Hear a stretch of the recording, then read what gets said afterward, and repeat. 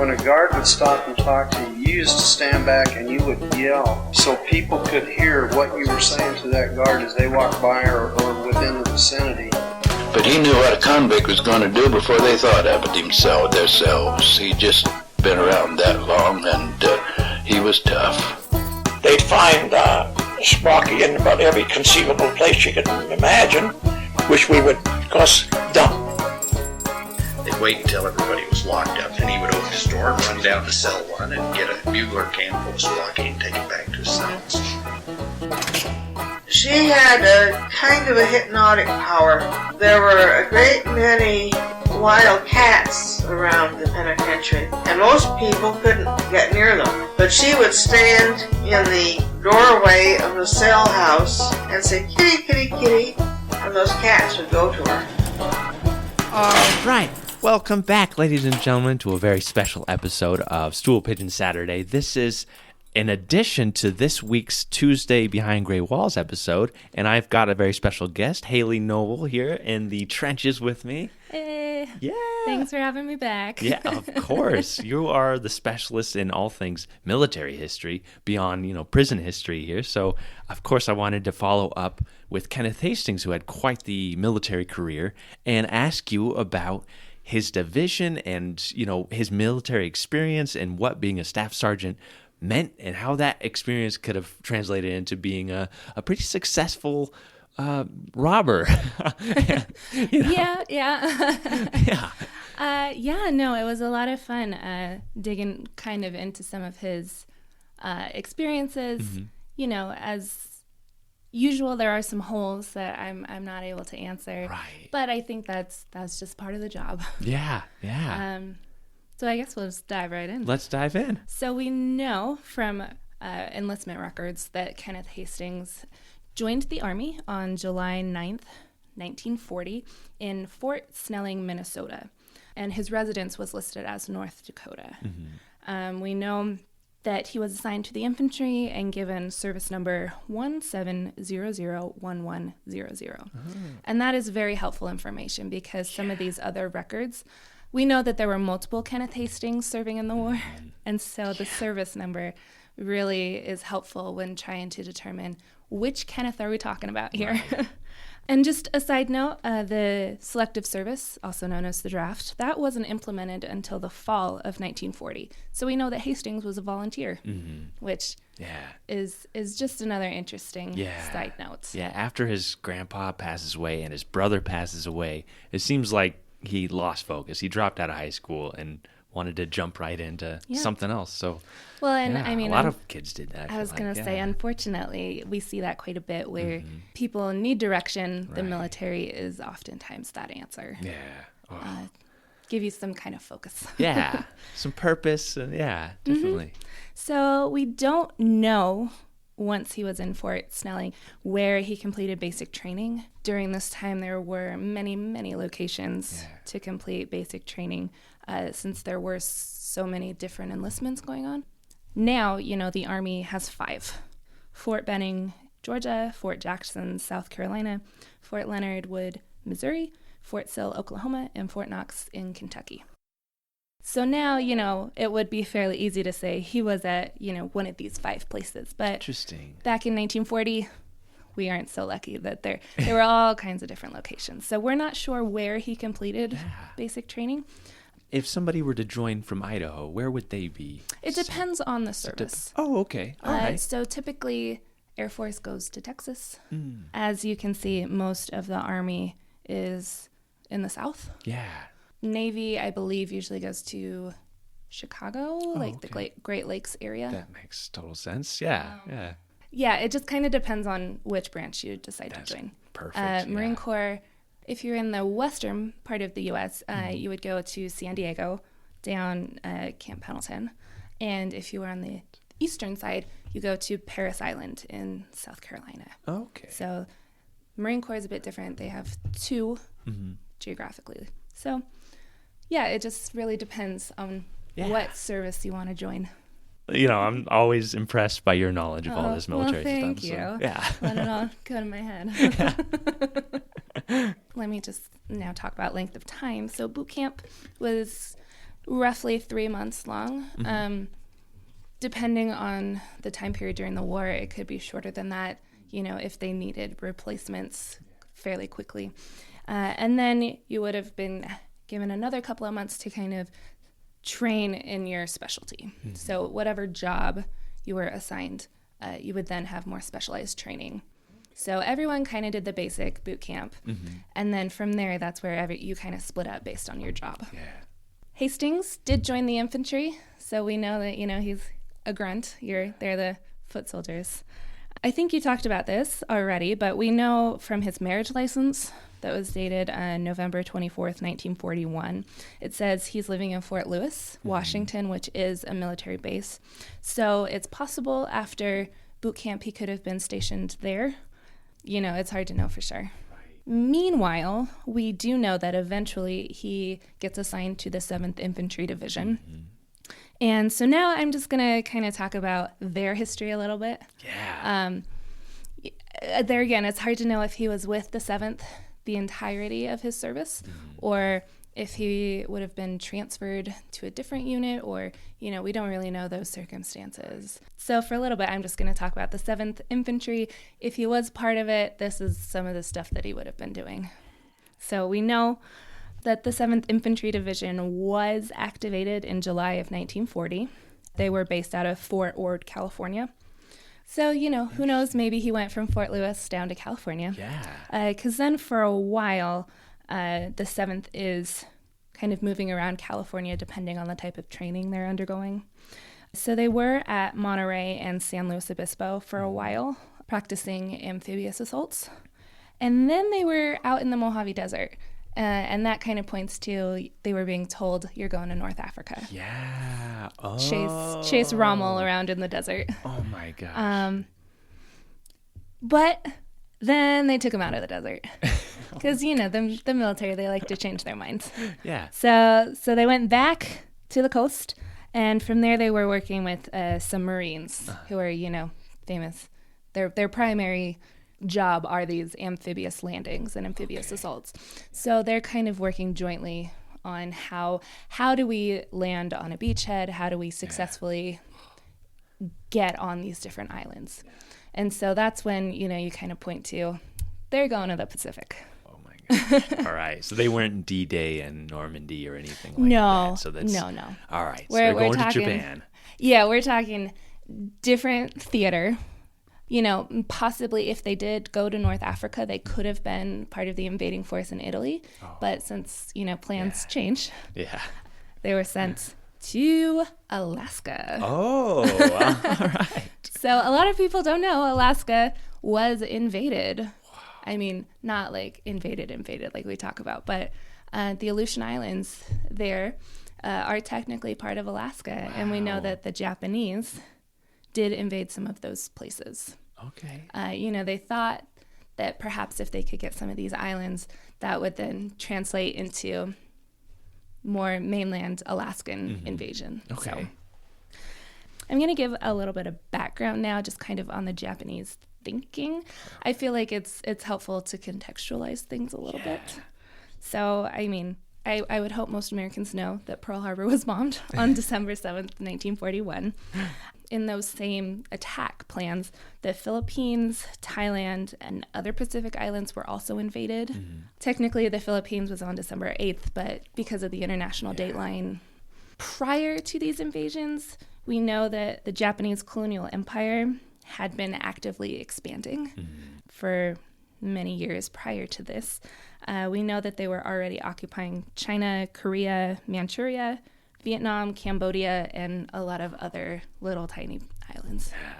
So basically their goal was to create the Greater East Asia Co-Prosperity Sphere, which in their mind they wanted basically all of these Asian places and in Southeast Asia free from Western influence and Western oppression. Right, yeah. So they wanted to expel any... In French Indochina, they wanted to get the French out of there.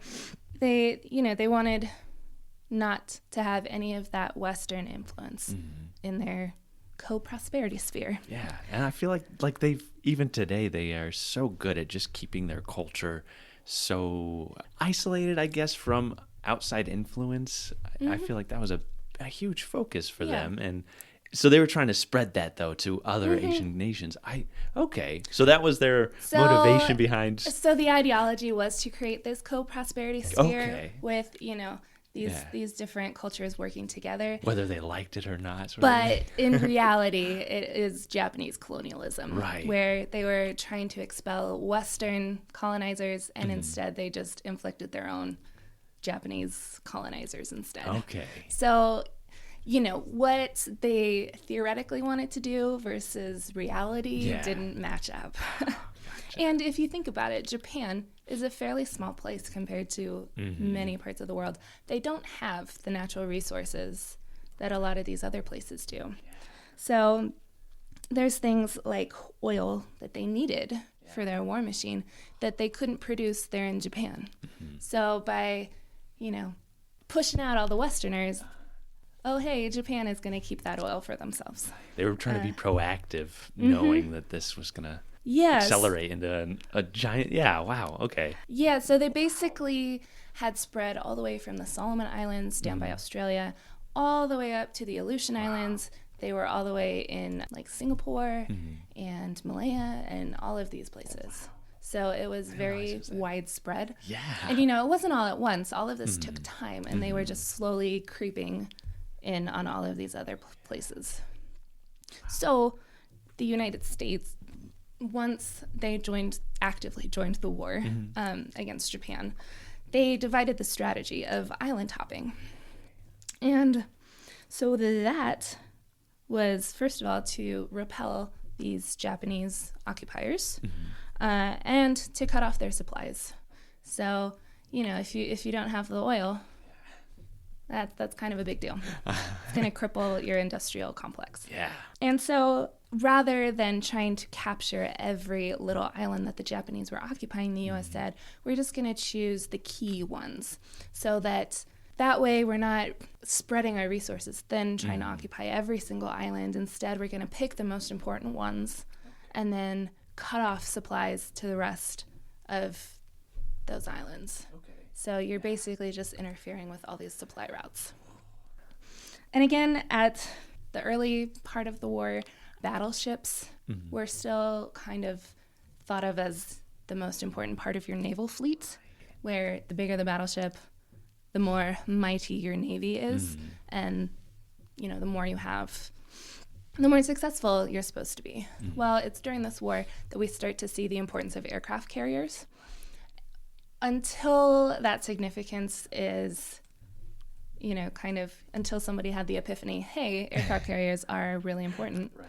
Really, the U.S. needed those islands so they could build airstrips and bases so that as they do creep closer and closer to Japan, if you build an airstrip on an island that's closer than one of the other bases that you were occupying, that's going to give the pilot then more time to complete whatever they were doing, whether a bombing mission or whatever, more time in the air, because you're constantly worried about your range. Are you going to have enough fuel to make it back to your home base? Yeah.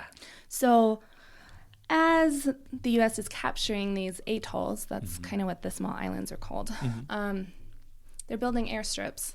So that frees up more of your carriers and gives you a better jumping off point to then bomb different places to, do whatever you're going to do. So that's kind of the whole strategy of what we're going to see. The 7th was technically, even though Alaska, we don't really think of it as the Pacific, it was part of the Pacific Theater. So that's where the 7th first sees combat. They're deployed to the Aleutian Islands. They land on Attu Island on May 11th, 1943, and they're able to push back the Japanese that were occupying there. So it's kind of funny for me to think that they were in the Japanese theater, and yet here they are in this like snowy, icy place. Jeez, where usually we think like jungles. Really? Yeah. So yeah, they're able to take Attu Island, repel the Japanese out of the Aleutians, And at this point, the 7th is made up of the 17th, 32nd, and 159th regiments. Okay. You know, some people are into that and want to know these things. And I'm sorry, a regiment, is that just like a smaller group? Yes. Okay. So all of these terms are different sizes of units. Okay. A division is about 10,000 to 18,000 men. Divisions make up a corps. A regiment is kind of the next lower Okay. status. And then you get battalions and companies and platoons and squads. And Okay. so All right. it's a whole organizational chart. And Yeah. it just is meant to signify size. Perfect. Okay. All right. So 17th, 32nd, 159th Yep. regiments are all Part comprised. of the 7th Division. Okay. All right. You know, it would be helpful here again with Hastings if we knew, okay, 7th Division, what regiment? Yeah. You know, there again, it would make tracking his movements easier. Mm-hmm. It's just something that helps Yeah, for sure. break things up a little bit. Yeah. But anyways, yeah, after they're in the Aleutians, they get sent to Oahu, Hawaii. So kind of go from cold extreme to nice tropical beaches. Yeah. And, you know, they just do more training on amphibious landings. The 159th stayed in Alaska, so they didn't get the tropical paradise. But that's okay. Can't have everything we want. Yeah. So next, the 7th take part in the Eastern Mandates Campaign, and they landed on Kwajalein Atoll in the Marshall Islands. And they're again doing this island hopping strategy. So the Marshall Islands are important because this was kind of the first step in penetrating the islands that were under Japanese control. So we know that once you have the Marshall Islands, then, you know, kind of the end goal is the Mariana Islands, which they would then use to launch attacks on mainland China. So you can kind of see the different steps that we're going to talk about. At this point, the 184th Regiment joins the 7th Division, and those are pretty much the three regiments that we'll see for the rest of this discussion. So they're able to capture Kwajalein, and then next they were on to Leyte, which is the largest island in the Philippines. They landed there on October 20th, 1944. And that one actually takes a while to secure. They don't officially call it secure until December of 44. So you can see, even though we're talking about relatively small pieces of land, the fighting is just brutal and it takes a long time. Yeah. Just due to the Japanese, they're able to create defense in depth, which basically means they're building all of these underground tunnels. They're able to camouflage things. They're able to basically, they have home field advantage, where here you've got this landing force and here's the Japanese just waiting for you. So these battles take a long time. Yeah. And it's really sad because you're like, really, all of those deaths for this piece, tiny island? But I mean, that was part of the strategy to get these airstrips. So it's really sad. As we are talking about sad, destructive things, probably the most unfortunate, tragic battle in the Pacific is what comes next. Any guesses on what it was? I have no idea. I don't know. That's the thing. That's why you're here. I have no idea. So from the Philippines, the 7th was sent to Okinawa in the Ryukyu Islands. They landed there on April 1st, 1945, and it was the bloodiest battle in the Pacific. You know, there were high casualties on both sides. And I think the thing that makes this one stand out is that there was a fairly significant civilian population that was there. Whereas in these other islands, the people that were living there had either evacuated or, you know, it was just some little island that nobody lived on. It was uninhabited. But here there was a fairly populous indigenous population of the Okinawans. And so we see high deaths of the civilians as well, which just kind of adds another layer to really the bloodshed that we see. Yeah. Basically, we know from propaganda pamphlets and things like that that the Japanese were telling the locals, you know, the Americans are beasts, They're monsters. So there's this idea that the Japanese are telling the Okinawans it's better to commit suicide than be captured. So we see mass suicides, Okinawans jumping off of cliffs, detonating grenades. So, on top of just these battle casualties, you also have this terrible loss due to suicide because of the propaganda aspect of things. Right. Which, there again, it's so sad. And because we see large civilian populations, we also see mass rape from the Japanese and the Americans. And, that just adds another layer. So you just feel so sad for these people, where the Japanese have confiscated their food. They're living in these horrendous conditions. So basically, before the army would storm the beaches on some island, there would have been heavy shelling, artillery from the Navy. So this island had been bombarded by shelling. You've got no food. People are starving. You've got just horrible conditions where we have accounts where American soldiers are like, we couldn't tell the difference between a civilian and a Japanese soldier.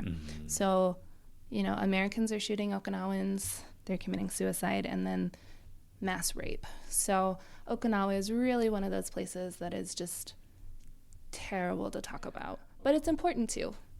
And the U.S. still has a base there, and it's still a problem that we deal with, where typically, I want to say Marines are stationed there, and there's still conflicts that occur occasionally from Marines that are stationed there and the civilians.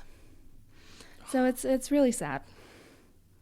And so who knows? We don't know if Kenneth Hastings would have witnessed any of this. It's hard to say. Yeah. Taken part in it, experienced it. Yeah. So we know that the battle lasted until the end of June in 1945. And, the reason for all of this is because Okinawa was strategically located. That was going to be kind of the key, the stepping stone to then invading mainland Japan. So it was really important in the eyes of the military, because here this is going to be the staging area where we're going to invade from. But, of course, we know that Japan does surrender. So there is no invasion. So we get the Japanese surrender on August 14th, 1945. And then we also get a formal ceremony. So there's kind of two different dates that we can talk about. The formal ceremony was on September 2nd, 1945, aboard the USS Missouri. And so that's kind of the famous picture that a lot of people think of, with the Japanese in their suits, and here they are surrendering. And the 7th then would stay, not in Okinawa. They would then be transferred as part of the occupational forces in Korea. So they were there for a while. We can now, kind of focus back on Kenneth Hastings, because there are a few interesting things here when we just focus on him. Yeah. And a couple of puzzles too. Yeah, definitely. Hopefully we get those solved someday. Someday. Well, I will say we did send off to the National Archives for his military file. So hopefully some of our holes can be answered. But, that'll take a couple months. So who knows? We'll post a part 2 in the future. If we do end up getting his records, we will definitely do an update. See how much I got wrong. I mean, with what you have, I can't say you got it wrong. We don't know. This is kind of speculation, but kind of it's with your historical knowledge of war history and researching the 7th, which is fascinating in itself. I watched a couple YouTube videos, and it was a proud division. It sounds like they had some amazing battles, and totally. But, I know, researching all of this. I mean, even though we are talking about the Army, one of my favorite miniseries is, of course, The Pacific from HBO. Yeah. And I mean, though that focuses on the Marine Corps, so different branches, but that can kind of give you a picture, a little visual. Definitely, yeah. So go home and watch it, because it's amazing. Yeah, and then rewatch Band of Brothers. Oh God, those two are so good. I love them so much. Definitely. Get to nerd out, and it's fantastic. Yeah. All right, so Kenneth Hastings. Kenneth Hastings. Couple Let's get puzzling things. Okay. So online, we're able to find a couple hospital admittance cards, so we know that he was wounded. One is dated March 1943. But the interesting thing is that the location on that card lists Morocco, Tunisia. So was Kenneth Hastings in North Africa? Maybe. This certainly points to that. Yeah. It said he was wounded in a mine explosion, and he was then discharged June 1943. So at this time, the 7th would have still been training for their initial assault on the Aleutians. We don't know. Maybe he was assigned to a different unit before he joined the 7th, and maybe he did go to North Africa. But on his intake form, he only lists the Pacific as the theater of service. Right. Man. So, those are the things we have to deal with as historians. Was there a mistake? And I would chalk it down to, it's another Kenneth Hastings, but it has his correct service number. Right. And that was one thing that I found that record, and I was like, this is incorrect. It has to be incorrect. And I didn't even think to look at the service number on it. And when you were like, yeah, that's his service number, I was like, no, what? There's no way. I can't. The plot thickens. Yeah. Why was he in North Africa? Yeah, and we don't know. That's one of these mysteries. Yeah, so tune in a couple months when we get these, hopefully, knock on wood, get these shout out records. National Archives. We're counting on you. Yeah. We want to solve this mystery. There's another hospital card from April 1944. That one, no locations listed. Yeah. So who knows where he was when he was wounded again. It was another mine explosion. So poor guy keeps getting blown up. That would, I guess, if somebody else stepped on it and he was nearby, that would rock you pretty hard, right? Yeah. So well, and you could have shrapnel. Yeah. Or which you can kind of see on his Bertillon. He does have a lot of cuts and scratches and things. So yeah. All right. They don't really say the severity of the wounds. I mean, he is discharged from that one in June 1944. So he was a couple months, nothing super duper serious because in both of these cases, he was discharged back to active duty. So he was still able to return. Yeah, he wasn't sent home. No. Wow. That's resilience. Right. I think after my first, I'd be like, so when is this over? When can I go home? Because I'm done. I don't want any more of these. Yeah, and I mean, unfortunately, we do know that there were some injuries that were inflicted on yourself, or you get a buddy to shoot you in the foot, so you can go home, and it's really sad, but it happens. Well, and then, I worry that would be one. Just because I can't hurt people. It made me so sad to have to hurt somebody. Have you seen Hacksaw Ridge? You could be like that doctor. Oh, okay. He went into battle unarmed, and he saved a bunch of people. Really? Okay, yeah, I'll be like that guy instead. He was a pacifist, so he swore. Hacksaw Ridge. I'm going to have to watch that. Oh, it's good. All right. Anyway, Kenneth, he just keeps getting up. He just keeps going back to battle. Yeah. Okay. And on his intake paper, he does say he got a Purple Heart with 2 clusters. And I mean, each time he's wounded, he would have gotten a Purple Heart. So we know that he was wounded at least 3 times. Yeah. We have 2 of those. So there must have been a third for him to get that second cluster, but it's hard to know. Again, we just don't have those records. And how many Purple Hearts is typical for a person? Like, is this abnormal that he has 3? No, I mean, it really depends. There are people, that you keep getting wounded, and, they're never serious enough to take you out of service. Yeah. But they need manpower. Right. So if you're willing to... Yeah. If you can still fire your weapon and not be a hindrance to your unit, they're going to send you back. Yeah, man. And which would probably boost morale even more. Like, well, and we do know that from a lot of the books I've read, at least, there is this sense that you don't want to be left behind. You want to get back to your men. These are your friends, your buddies. You don't want to be reassigned to some other unit. You want to get back. You want to get back to your guys. So there is part of that as well. And, at this time, we don't know about brain injuries. Mm-hmm. We don't know about psychological issues. Right. So most of these injuries would have been physical. Yeah. Wow. And a concussion like a mine.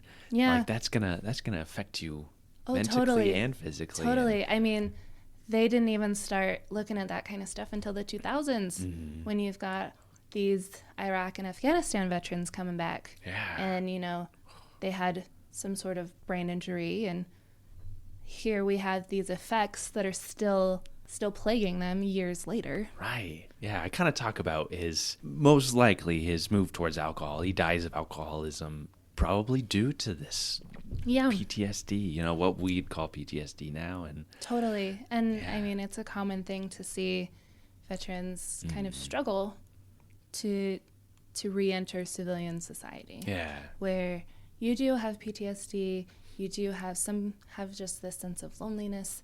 Some, when you've been trained to be a killing machine, you come back, you try to get a job. You don't really have any other experience except this stuff that you did in battle. Man. All right, let's keep going. I'm sorry, I keep stopping you. No, it's all good. Another thing that he notes on his intake paper is that he went AWOL for 156 days. Yeah. So AWOL, away without leave, which basically means you left without permission. Yeah. So we don't know when that was. I mean, presumably it wouldn't have been on one of these islands because there's really nowhere for you to go. Right, yeah. I'm hoping these records kind of point out I hope so. a date span so that we have an idea of where he was at during that. Because, I mean, he was court-martialed, so all of that legal paperwork, I hope, would be there. Yeah. And, of course, all of that would have been dated to kind of point us in the right direction. Oh, I did find him listed on a ship manifest. Oh. So we know he came back to the U.S. on the USS Monticello via New York Harbor on June 26, 1945. But there again, that makes me wonder, why did he come via New York? Yeah. Why is he not coming to, California? Yeah, San Francisco or San Diego. Yeah. Okay. That. The life of a historian. Yeah. So. I don't know. I don't know what to tell you, Anthony. Why? and what is that date? June 1945. So okay. So he's then honorably discharged, like a week later on July 1st, 1945. So confusing. Wow. All right. Yeah, so next we're going to talk about some of the medals and stuff that he writes on his intake form. Okay, now we have some solid things, literally well, solid. still No. confusions.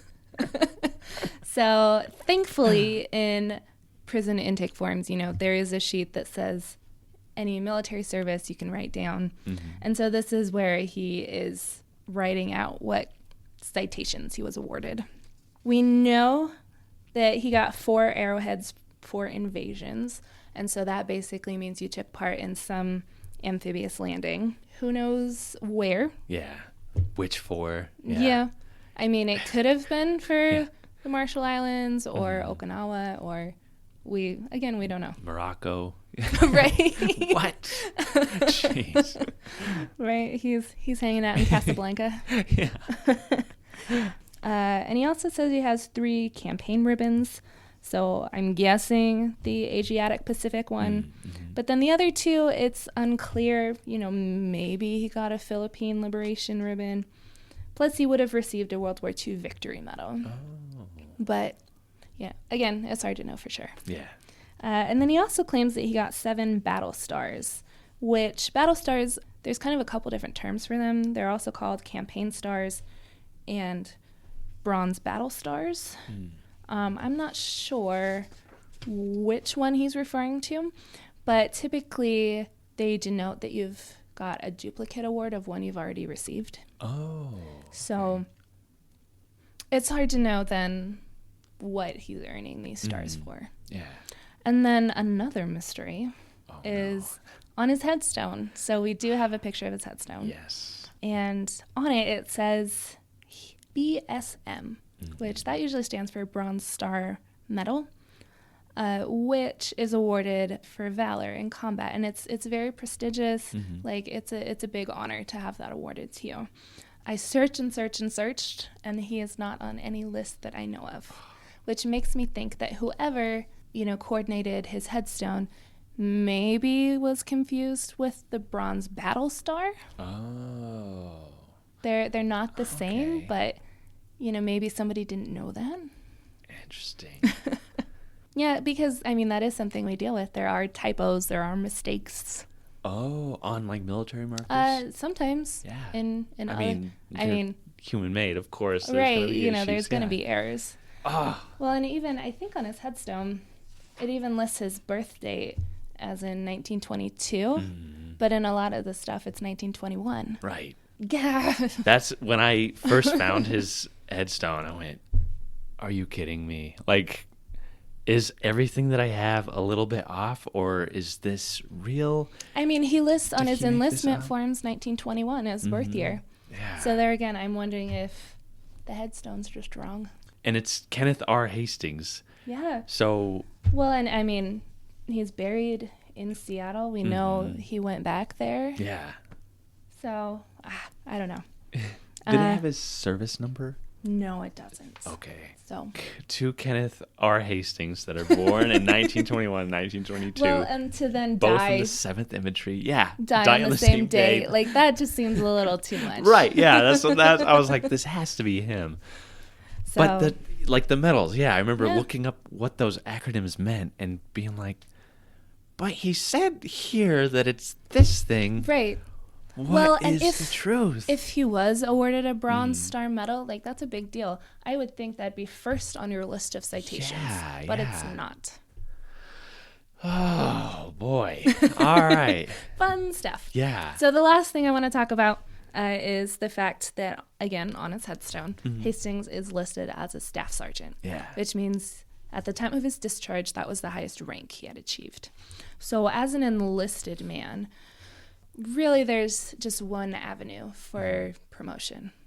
So when you're enlisted, of course, you're just a private, no authority whatsoever. But at some point, he was awarded sergeant and then staff sergeant. So that means he would have been in charge of a squad, which was, 4 to 6 men, which is then part of a platoon. So a staff sergeant is what we refer to as an NCO, which is a non-commissioned officer, which means that you're still part of the enlisted force, that you are still one of the guys. You didn't come from the officer corps. There is a bit of a division there between enlisted and officers, for good or for bad, to just kind of keep that authority or whatever it is. So to be part of the officer corps, usually, that means that you've received your commission, and you can get that through one of the military academies, through officer candidate school, through an ROTC program, and that means that basically you're sent out as a second lieutenant. So you're kind of given this commanding spot from the get-go. Okay. Whereas, a staff sergeant, you're promoted through the ranks, you've proven yourself, you get a little more responsibility. You're the go-between between the enlisted and the officers. Okay. So yeah, it's a big deal because you're kind of the core of the unit. The enlisted men look to you for leadership and guidance. So it's a big deal. We don't know when he was promoted. Yeah. Again, another question. But would his file kind of indicate when this promotion occurred, possibly? it should. Yeah, okay. Who knows? But, we don't know how complete it will be. I tried to look up another veteran, and they're like, sorry, these records were burned in a fire. Oh, no. And you waited like 3 months for those? Yeah, like 3.5. Oh, yeah. These ones, though, I'm pretty sure in the date range. Hopefully they did not get burned up. Yeah, yeah. But yeah, so that's kind of a look at maybe some of the things that Kenneth Hastings experienced. Yeah. Certainly, he was part of the 7th Division at some point. We know Company M. But all these questions. So I don't know if I was any help or not. No, I think you were, because I mean, it definitely. If he was part of these invasions of these little islands, he's going to experience some pretty traumatic battles, and it's going to affect him psychologically when he returns in July 1945 when he's discharged and tries to join the workforce. Right, and we know that not long after he is sent to McNeil Island. Yeah, exactly. So really, he's not out of the military for very long before he starts getting in trouble. Yeah, and then almost immediately he's paroled from McNeil and starts a band, a group. He's probably the staff sergeant. He's probably the one leading it, as you heard in the description from William Owen, that he always did everything to the highest degree. Yeah. So it's not an unreasonable assumption. Yeah, his robbery, where they're all wearing a uniform, they're all wearing bandanas and stuff, and how militaristic every step was during that. I really have tried to dig for other unsolved robberies that occurred around that time and try to pinpoint. So this kind of helps. Commonalities. Yeah. And I mean, that is one thing with talking with veterans is this kind of regimented lifestyle does have its benefits outside of the military. Kind of gives you a little bit of control and at least gives you more of a direction than before you were in the military. Oh my gosh. Well, anything else you want to add to this? No, I don't think so. All right. If I got anything wrong, please correct me, listeners. I want to know. If you have any more information, hit me up. Yeah. I just want to solve that mystery from the administrator, the chaplain, saying that, Kenneth was almost as decorated as Audie Murphy, Which, I mean, in my opinion, that's false. That's simply not true. Which is good to know, because it seems like the prison administration, everybody really respected this guy because of his military. I mean, he's still deserving of respect, but, he's not the most decorated soldier or anything like that. That's great. That's a good final word here. All right, Hayley. Thank you so much for being on. Thanks for having me back. I get to nerd out. I love it. Well, if I say do your own time, do your own number. That's exactly it. All right, everybody. We'll see you on Tuesday. Bye. If you enjoyed Behind Gray Walls, please rate, review, and subscribe so others can find our podcast. If you're interested in more Old Idaho Penitentiary information and to see mugshots of the inmates featured in this episode, follow the Old Idaho Penitentiary on Instagram and Facebook. If you want to learn more about the Idaho State Historical Society and its other sites, follow ID State Historical Society on Instagram or visit history.idaho.gov. If you have a question or comment for the hosts, please email us at behindgraywalls@gmail.com.